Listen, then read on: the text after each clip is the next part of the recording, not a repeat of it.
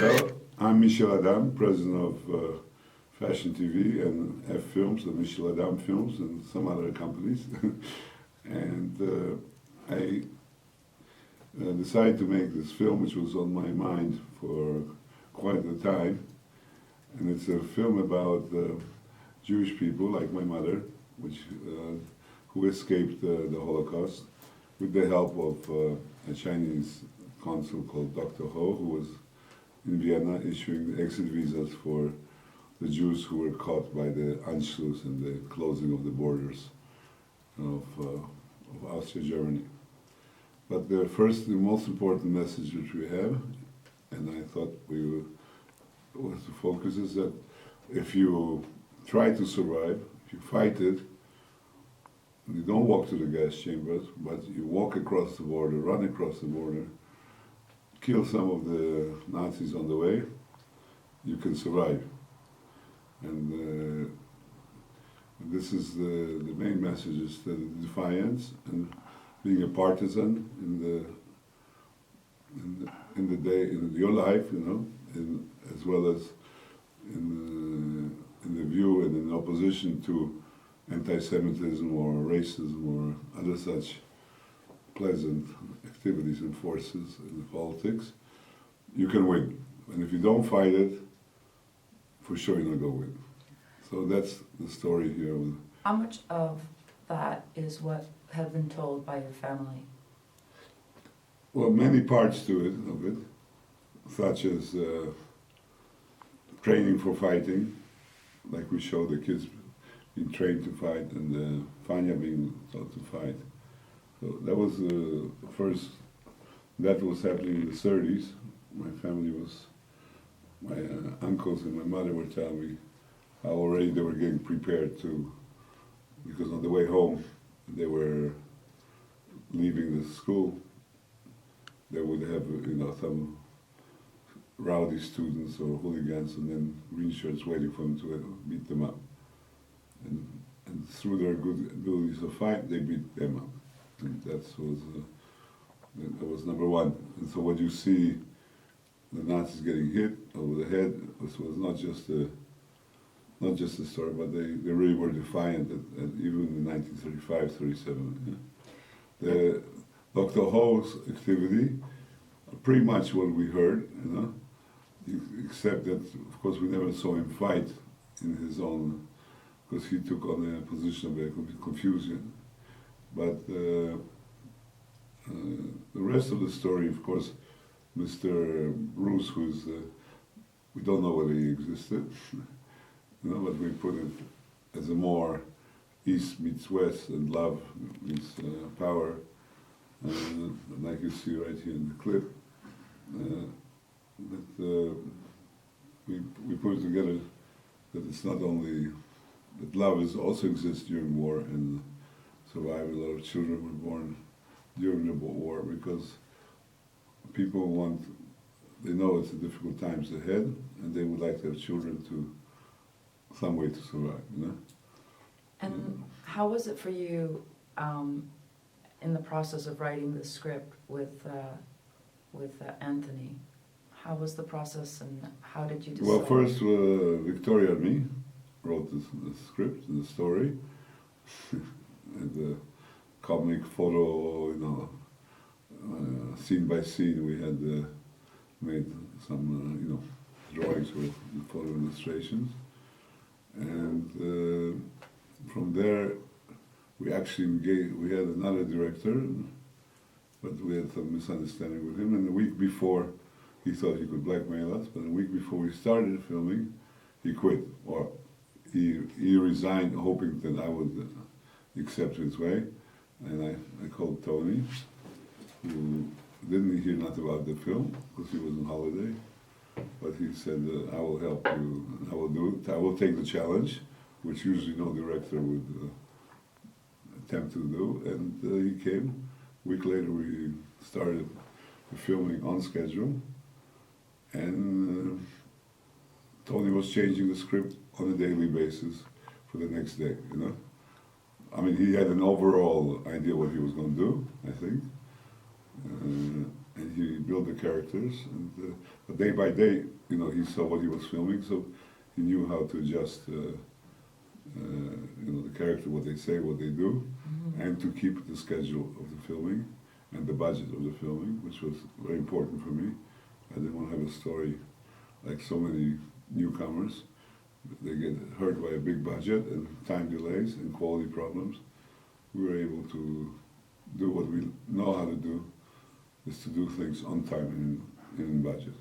And in terms of style, because it seems to be quite a partially like, well, fantasy, of course, because the expression of blood and almost like the Jackson Pollock paintings, which Anthony had referred to and how did you mesh the drama, the real story, with genre, and what is the genre in your opinion? Well, I mean, like you can see this here, you know, that the mortgage turned a couple old. One guy is 75, 80, and she's early 60s. They decide to fight it. Of course, the way that they managed to kill 50 Nazis on the way is a little bit fantasy. But so was Ingenious Bastards, where they took Hitler and all the German government and put them in one cinema and blew up, you know. So, but ours is more, you know, creates much more identity and emotional relationship. People can identify with Mrs. Morgan, Mr. Morgan, with Fania, with every character. They're real characters, you know? Not like what we saw in Genius Bastards. And you can see how, for example, Fania starts as an innocent Jewish girl studying music in Vienna to becoming a killer at the end of the movie, killing the Nazis, you know, and you know, defending, but not only defending, aggressively defending, you know. So, because the best defense is offense. Tell us about the reaction in the Memorial Holocaust Memorial Museum in the screening you had in LA, and how did the Chinese people react to the movie and see? So what we saw so far is in the U.S. the Jewish are much more defiant than in Europe. They feel more free, less threatened, and so they're willing to support and talk in this. Here in Europe, we found that the Jewish community is not so extremely happy because they think maybe we're overdoing it with the Nazis, you know, and then there's going to be backlash on the community. So they're exactly what we're opposing, you know, is to be acquiescent to the situation. And finally, the third point was this was, you asked, the question was... The screening in LA. The screen, so the screen in LA, we saw that there were it was made in the China Theater, which belongs to a friend of mine, with about 500 people there. That's great. And the China Theater is, of course, the venue for many premieres, but of course, access to Shanghai in China Theater is kind of well-fitting. And the people were really get involved, because what we saw, unlike a little bit here, you need a certain crowd which dares to laugh and clap and this. And the moment they do that, the other people get, you know, also involved. Otherwise, everybody sits kind of quiet, even though here the screen there was laughter and some, you know.